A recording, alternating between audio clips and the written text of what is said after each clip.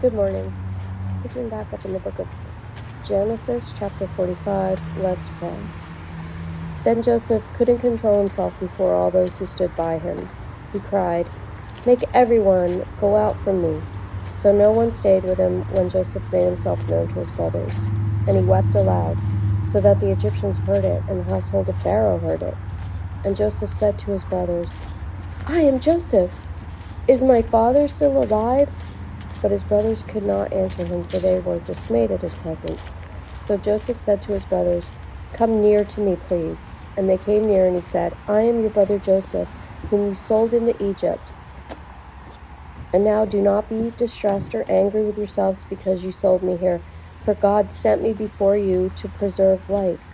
For the famine has been in the land these 2 years, and there are yet 5 years in which there will be neither plowing nor harvest.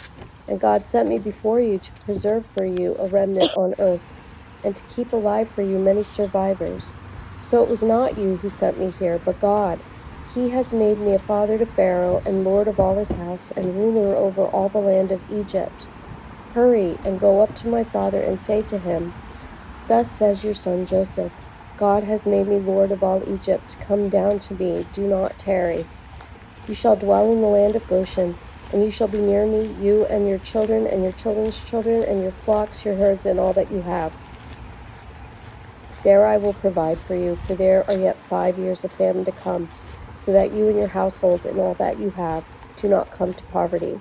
And now your eyes see, and the eyes of my brother Benjamin see, that it is my mouth that speaks to you. You must tell my father of all my honor in Egypt, and of all that you have seen. Hurry and bring my father down here." Then he fell upon his brother Benjamin's neck and wept. And Benjamin wept upon his neck. And he kissed all his brothers and wept upon them. After that his brothers talked with him. When the report was heard in Pharaoh's house, "Joseph's brothers have come," it pleased Pharaoh and his servants. And Pharaoh said to Joseph, "Say to your brothers, do this: load your beasts and go back to the land of Canaan, and take your father and your households and come to me, and I will give you the best of the land of Egypt. And you shall eat the fat of the land. And you, Joseph, are commanded to say, do this: take wagons from the land of Egypt for your little ones and for your wives, and bring your father and come. Have no concern for your goods, for the best of all the land of Egypt is yours." The sons of Israel did so, and Joseph gave them wagons according to the command of Pharaoh, and gave them provisions for the journey. To each and all of them he gave a change of clothes, but to Benjamin he gave 300 shekels of silver and 5 changes of clothes. To his father he sent as follows: 10 donkeys loaded with the good things of Egypt, and 10 female donkeys loaded with grain, bread, and provision for his father on the journey.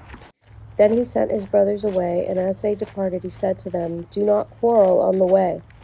So they went up out of Egypt and came to the land of Canaan to their father Jacob. And they told him, "Joseph is still alive, and he is ruler over the land of all of Egypt."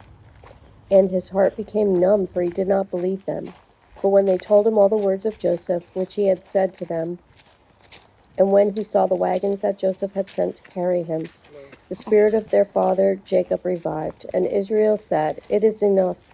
Joseph, my son, is still alive. I will go and see him before I die." May God bless the reading of his word.